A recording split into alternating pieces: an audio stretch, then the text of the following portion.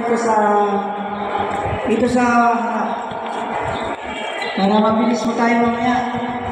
Makauwi na nagmamadali. Ang layo pa naman ang bahay namin. Yung mga hindi pa, yung mga bagong karga po, dito na mamaya sa harap para sa pagbabasbas mo. Grabe, uwi pa ako ng oras. Umibis na ako ng darling mo dun. Hindi yan. Masasa. Ni.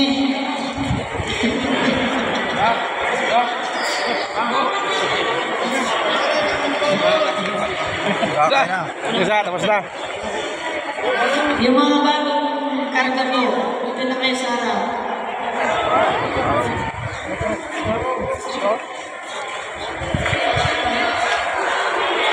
Hoy, kayo dyan na.